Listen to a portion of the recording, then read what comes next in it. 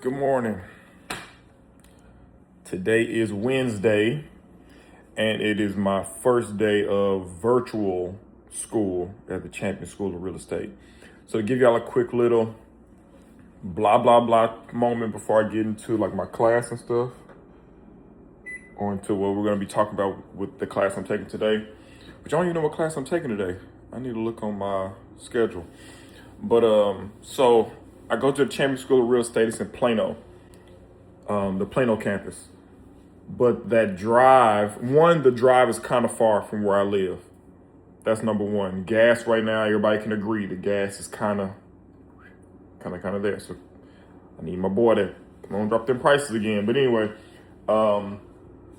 so gas is kind of expensive. So driving my big truck, it's kind of costing me a little bit out of my pocket. And another reason why I switched to virtual is because I want to finish sooner. I'm ready to get out there on the ground with all this information I'm learning, all the people that I'm meeting. I'm ready to get on the ground and start selling homes.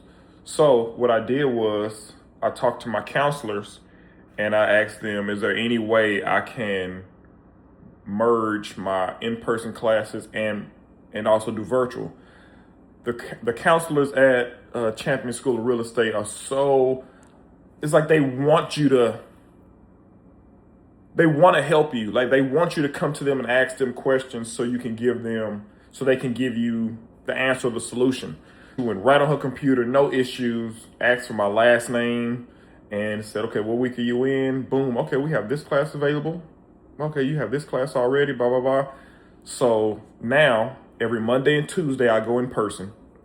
And this is my first week doing Wednesday, Thursday from home virtually with like the instructor. It's an instructor there. You have your classmates, you ask questions, the same things. So I'm doing that Wednesdays and Thursdays. In doing that, I'm knocking down another class in the same week. So instead of doing one class a week, Monday, Tuesday, I'm doing Monday, Tuesday, one class, Wednesday, Thursday, another class. So tomorrow I would have completed 3 classes total. There's only 6 classes needed that you need to take to be eligible to take your state and national exam. Y'all learn something about me. I love hitting the ground running. Like when I learn something new, I attach myself to it and I give it like my all. In the past, that kind of hurt me in some avenues and some, in some settings, that mindset of hit the ground running, go, go, go, push, push, push. In doing that, you kind of push other things to the side, that's something I'm working on now. I'm 32 now, right? So once I was a 20-year-old young soldier, right? Then I was a 24-year-old young, trying to grow into myself, young father. And I put a lot of emphasis on things that I maybe could have dialed back some to focus on other things. Sometimes, and I can speak as men and as fathers, sometimes it's hard to not focus on provision, providing and things like that. So we put all of our energy into work because we know that if we provide, then our families eat. What I'm learning now is not to make everything a priority. Right now, I'm focusing on school, but I'm not gonna let that override everything else. I have family members, I have children, I have, relationships and things like that I don't want to ignore because I have this new toy, which is real estate school. So I'm gonna be on here today. Let me figure out what class I'm taking. I'm gonna show y'all that book and what all the things I'll need for this class. All right, so this week we're doing the law of contracts. So that's the class that I'm taking now. This is the book that we're gonna be going through. I haven't even opened it yet because I wanna focus on one class at a time. So when I'm done with that class, then I'll just go to the next book and open it with a clear mind, no anxiety about it, because I don't want to overwhelm myself. So I'll be ready. I'll have the link pulled up, the Zoom. I'm gonna get some footage from me in class to show you all. We can't record any of the classroom activity, like any of the classes and stuff like that. But I'm gonna get as much footage as I can about it. I'm not wearing this to class. I just threw this on when I got out of bed, but I'm gonna put on something nice to still make you feel like I'm in class, like I'm at the school. I'm not gonna tiptoe this thing because I'm doing it from home. I still want to have the same discipline that I had at school. So take my breaks. I'm gonna do all that good stuff. And thank y'all for being here with me. So if this is your first time watching my video, or if it's not your first time watching my videos, like the video, share the video, and subscribe to my channel. This page is gonna grow, and if you're one of the ones here with me in the beginning, you're gonna ride this bus with me to the end, and then you'll be able to see my growth, and I'll be able to go back and see my growth. And you can see me selling my first home and buying the first home, helping someone buy their first home. And yeah, let's do it.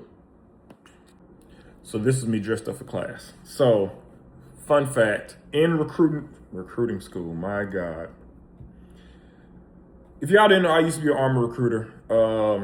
I did that from 2018 until 2025 is when I got off numbers.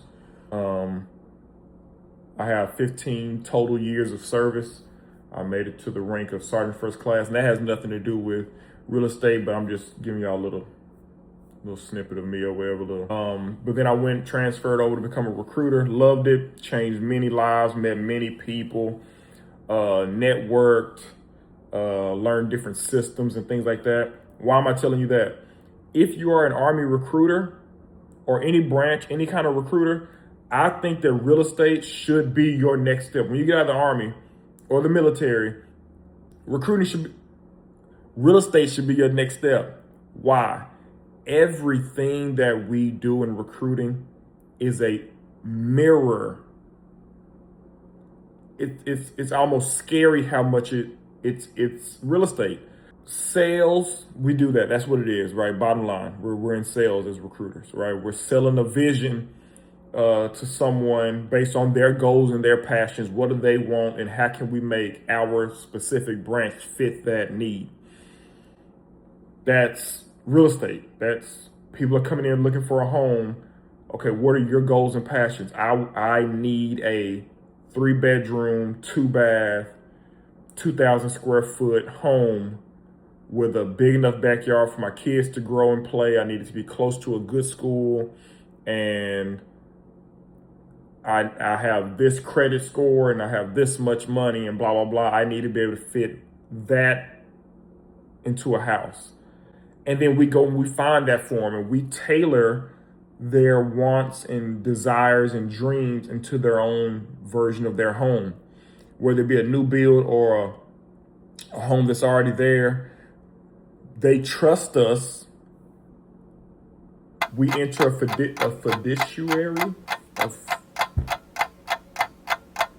fiduciary relationship of trust with that person.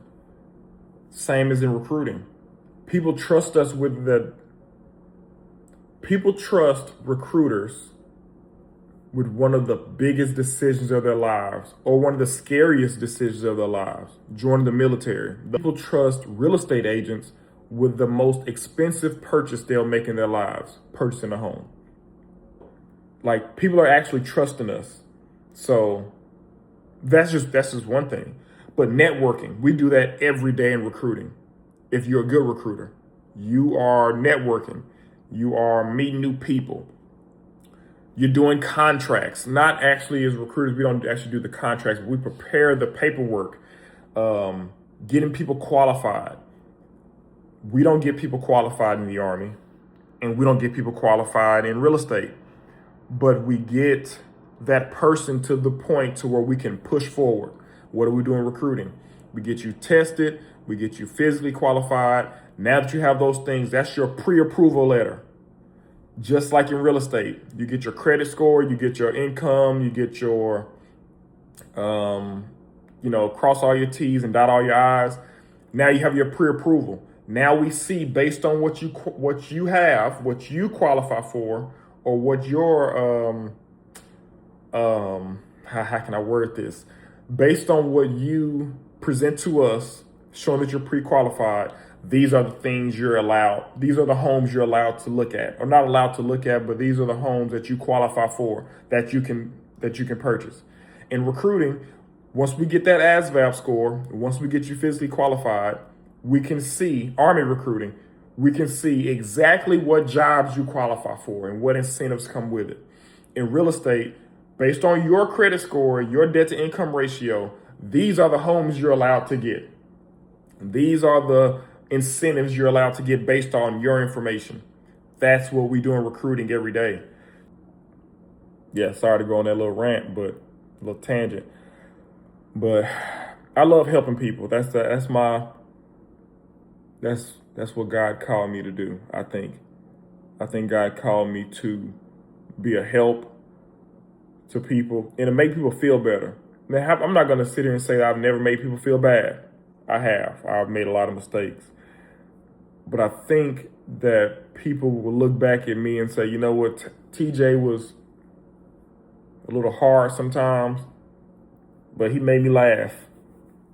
And I can't wait to make more people laugh and start their journeys in their new home. So anyway, that's my soapbox about that. I don't even know how I got on that soapbox, but and let me know if the tangents are too much, the rants are too much. Let me know, and I cut them down just to keep it straight to the school. But yeah, I'm just excited. I keep saying I'm excited. Yeah. All right, so I'm on my first break in my law of contracts class. I mean, I told y'all in my other video, like I need to be in person to do my classes. I'm really not. It's a difference between this class and the in-person classes for sure. If you're an online learner, if you're a virtual learner, then it may be good for you. But from where I'm at now, I'm not too comfortable with this, to be honest with you. So we went over chapter 1 so far, and it's only 3 highlights in chapter 1. So basically, the way this instructor teaches is he's telling you exactly like what's important in reference to the state exam and stuff, which is good. But I don't know. I'm not really. This isn't my learning style. I'm not gonna say anything bad about it. This is not my learning style. So some of the stuff you learn in this class, you'll hear it in other classes too. So brokerage is a service that's huge. That's a big thing because it goes into one of the acts, I guess. I'm sorry, my head is kind of all over the place right now. I'm not really feeling this. I'm actually thinking about leaving the class and just tell them I'll reschedule this for in person because I'm not getting anything out of this. I apologize. It's on page 62. I got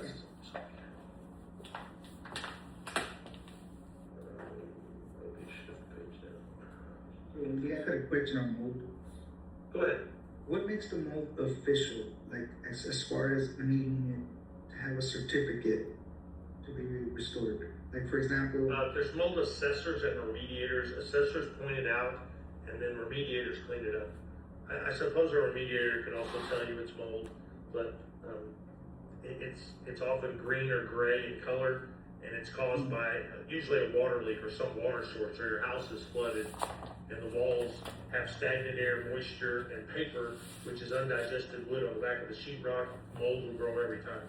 So you have to cut off the sheetrock like a foot above where the water line was and replace all that sheetrock. Otherwise, mold will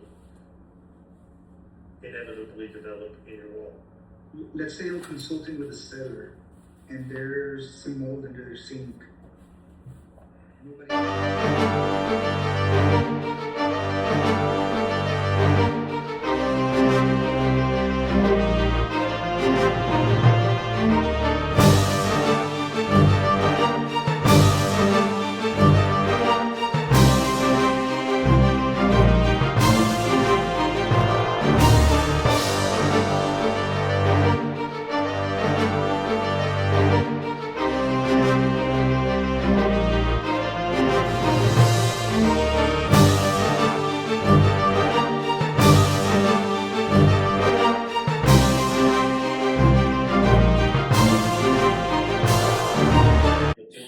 So what I'm doing now is So I'm looking down a making a residential table of street, contents. all the So houses on right of everything the it curb, tells so us you to open the door, they can get hit by a highlight. car. There's I'm adding setbacks tabs allowed for with the number. amenities, sidewalks, utilities, And then in my trees. notes, I'm Even writing around the what downtown that number is skyscrapers, referring there's a to setback all according to way the around highlights in the book. Side house All right, so with a we're wrapping sign. up for the day. I think There's so. actually people out there where their client is leading them around by the nose saying, oh no, I want to tap someone else's house before I put my house on the Maybe I market. was just in a bad mood this morning, but this still isn't my preferred method of learning. The So next is I have to determine what the average a lot of price notes. and average days on market is, so I can give my client, hey, their lot of price, notes. high, medium, or low, the average So- days on market is this. So this is how long it should The take law them of to sell their contracts, house, assuming that nothing leasehold estates, percentage lease, Get out of bed. assignments, lease should options, not be showing the house. counteroffers, acceptance.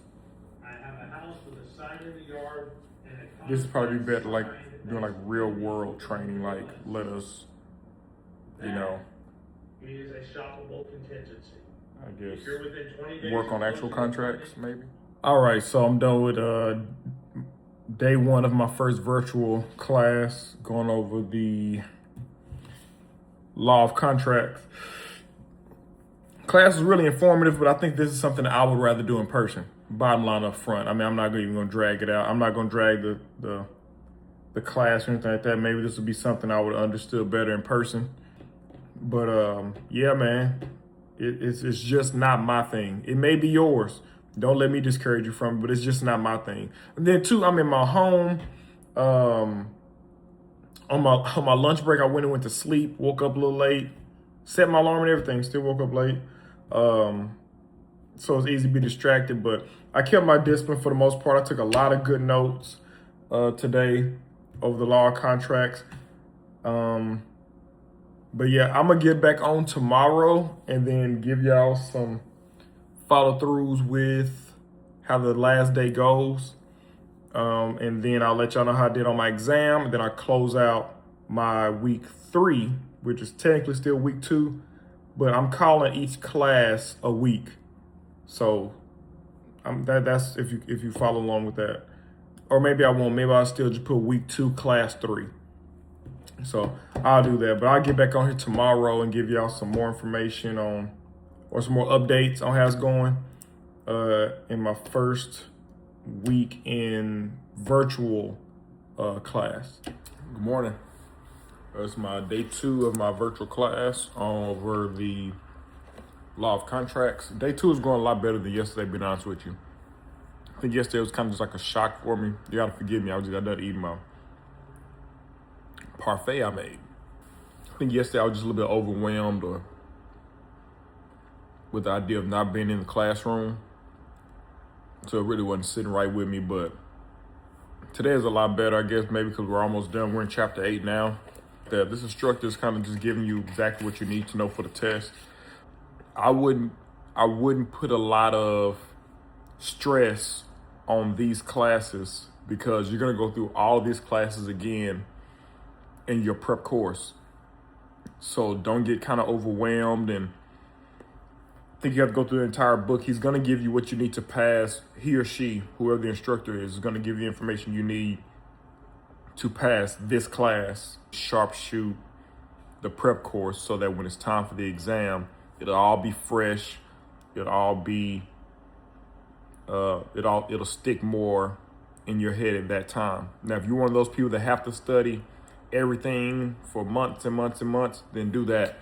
I'd rather study big, test once, pass once, and be done when you hit the ground running. So real quick, let me show you how I do my notes. So every sticky has a number on it, right? So 1 through, I think I'm on 33 now. So every sticky has corresponding highlights. So if I go to 5 is going over economic characteristics of land, ownership in, right? Okay. So then in my book, in my notes, I have a table of contents, and I know my handwriting is sloppy, but for every number, I have what that page is talking about. So when it comes to the exam, there's a question about bill of sale.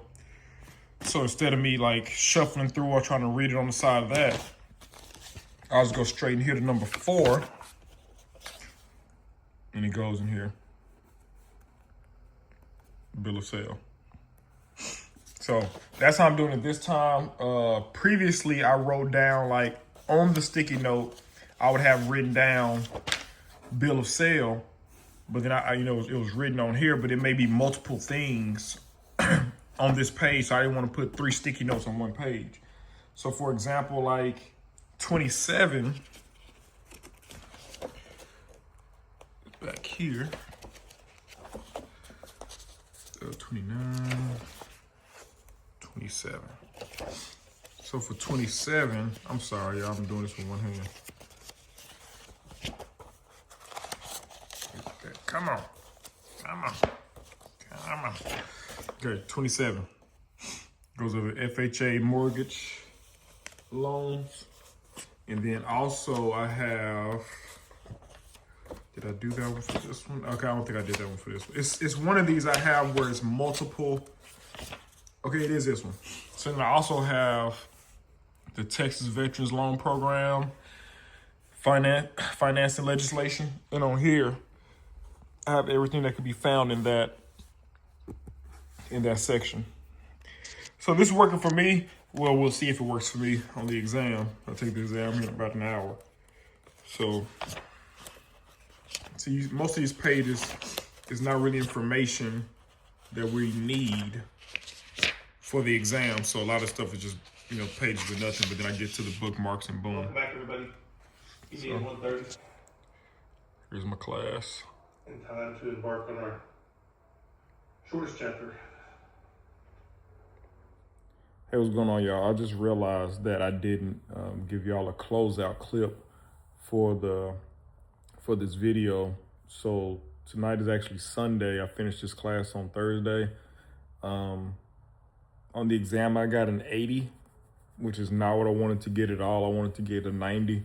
I figured with the notes that I took, that I would do a little bit better. Unfortunately, I didn't go with my first mind and just strictly use my notes.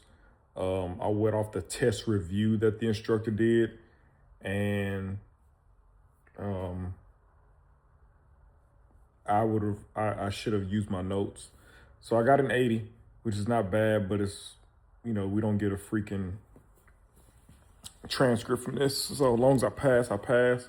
Again, I'm just gonna sharpshoot the prep course. So again, you complete your class, and then at the end of all your class, you go to the prep course where they focus on everything all at once, give you different tips and tricks on how to remember the stuff. So that's that. I got an 80, but tomorrow I'll start a new class, give you all new video, all new footage. I'll be at the school again. Hopefully I can get some people to talk to me. Maybe I get some instructors on here too to give a little something, at least a little hello. But that wraps up my week 2 class 3 video. So if y'all made it to the end, thank y'all for watching. Follow me on this journey. I'm a little tired right now, so I'm not really high energy, but follow me on this journey. I can't wait to see y'all at the end with me. Make sure you like, share, and subscribe to this. Leave a comment. Let me know where you're watching from and some little things you may want to see different in the next video. Other than that, I'm signing out. See y'all tomorrow.